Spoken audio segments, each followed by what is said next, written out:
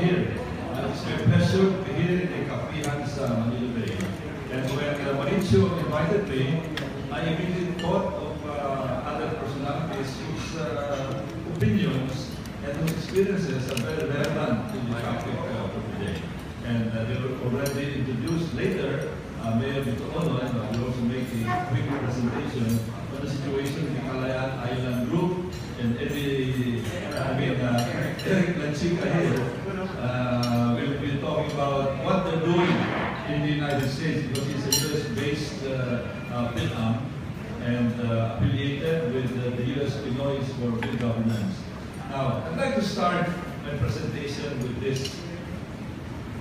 This is Marcha, Movement and Alliance to Resist China's Aggression. This is a group that we founded that in order to formalize the coalition that has been conducting rallies in front of the Chinese consulate. And we're talking of resisting China's aggression. And there are several kinds of aggression: territorial aggression, environmental aggression, social aggression, political aggression, and economic aggression. Very quickly, territorial aggression, 9-dash line, where they're claiming 90% of the South China Sea. Reclamation ongoing today, grabbing of Misty Creek and Scarborough Shoal.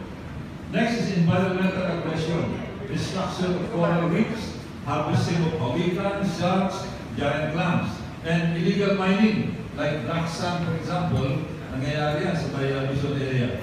Social aggression, 90% of illegal drugs come from China. This has been a problem that has been festering for years and years already. And I understand that many Chinese generals are making money on this. Political aggression, political interference. We are worried that they might interfere with the political processes in the Philippines.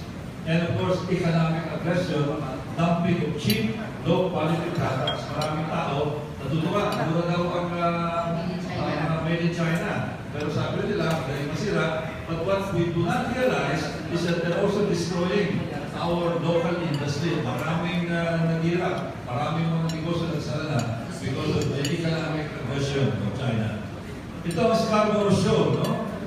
Maraming sabi, maliit na bagay, bakit pinag-aawayan? Scarborough Shoal is as big as Quezon City. Kaya ang area sa loob ng yung Laguna yan, kasi laki ng Quezon City. Kaya imagine how many ships you can put inside Quezon City. Yung kulay puti, ano yung sila? Yan ang reef yan. Yan yung Macora, yung shallow area. Nasa lalim ng dagat yan, pero nakikita area rin, nakikita bumuti. Yan, ito. Ito ang nangyayari sa Scarborough Shoal ngayon. Kawawa ang mga fishermen natin doon for hundreds of years. Doon sila nag-fishing, mga fishermen ng Sambales, fishermen ng Pangasinan. Pero ngayon, marami sila nawala ng hanap buhay dahil they're being harassed by the Chinese Coast Guard. I'll show you. I'll show you what's happening. Ito kasi, galing ito sa Fuji television broadcast. No? Nagkakawa sila ng video ng ginagawa ng mga Chinese Coast Guard. Tingnan nyo ito. Saan ang sabi? Meron mga annotation. Isa. Bigyan ko rito. Asan yung bigyan ko rito namin?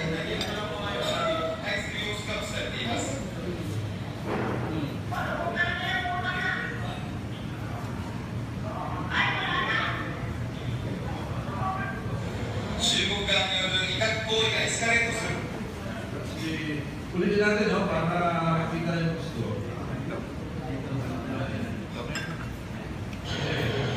一方、こちらは FNN が独自入手した映像です。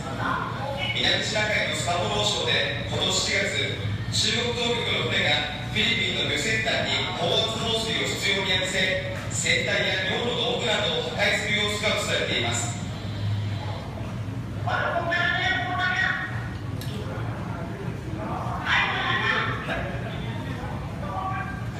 中国側による威嚇行為がエスカレートする。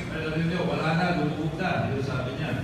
And we found out from one of the fishermen who attended our rally noong July 24 na meron nang namatay ng mga fishermen dyan because of the action of the Chinese Coast Guard. Ito ang ongoing mga land reclamation projects sa South China Sea. Ito, no, para makita nyo. Ito. And isa-isahin ko, ito yung sa Johnson South Reef. Makikita nyo yung February 2013, malit lang. Pero after 1 year, lumaki na yung area. And sa baba, August 2014, ayan, una. Parang meron mall na ginagawa niyan. Ito naman yung sa Hughes Reef.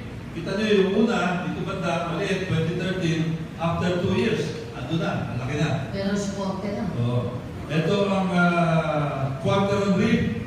Dati, halos mga bahura lang na yan. Tapos, after 1 year, ayan, makita yung na-reclaim nila. Cayman Reef, ganun din. Dati, tuldok lang yung inokupay nila. Now, it's getting bigger and bigger.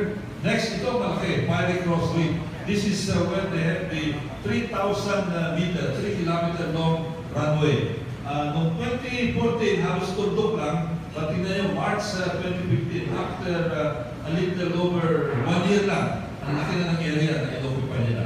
At ang total area, ito naman sa Subi Reef, no? Dito, ang projection dito, nagtatayo sila ng runway. So they have a second runway. Ito ba, yung Misty Reef, ito yung ating Misty Reef inside our exclusive economic zone. Nakita nyo yung 2012, halos lahat tubig. Ngayon, 2015, yung maputi na yan, reclaimed area na yan.